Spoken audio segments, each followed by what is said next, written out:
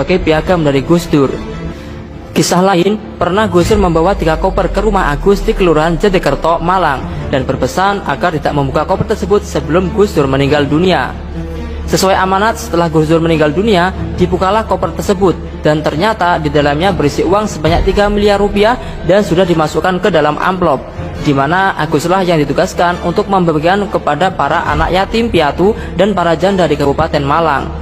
Dan anehnya, di dalam amplop tersebut sudah tertulis nama dan alamat yatim piatu dan para janda yang akan menerimanya.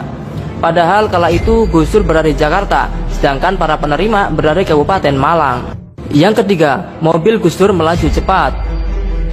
Saksi hidup Khairul, yaitu sopir Gus Dur, suatu ketika berada di Majenang Cilacap mengantar Gus Dur beserta rombongan 2 mobil. Saat jam 12 siang, Gus Dur mengajak pulang karena di rumah ada tamu yang harus ditemuinya pada jam 13.00.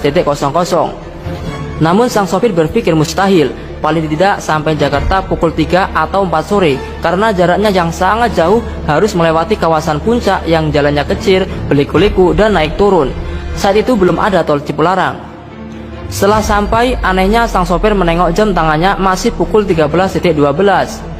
Luar biasa, jarak Jakarta Cilacap ditempuh hanya 1 jam lebih sedikit.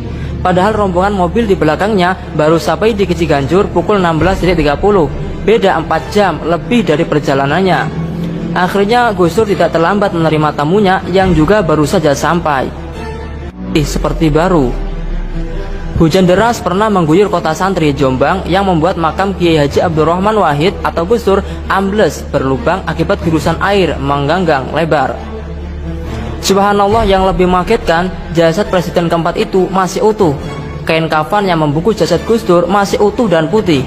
Akhirnya penjaga dan pengurus pondok langsung membuat barisan blokade untuk menutupi lubang di pusaran Gus Dur. Hal ini dimasukkan agar peziarah tidak sampai mengambil gambar. Kisah ini mengingatkan kita akan syair karya beliau yang bernama Syair Tanpa Waton, yang mengandung nasihat luar biasa kepada umat. Di antaranya, kita disuruh untuk tidak belajar syariat saja, yang cuman bisa pintar, bicara, menulis, dan membaca agar tidak sengsara. Karena sekarang banyak orang hafal Al-Quran hadis tapi suka mengafirkan dan menjelekkan orang lain, padahal kafirnya sendiri tak dihiraukan karena masih kotor hati dan akalnya.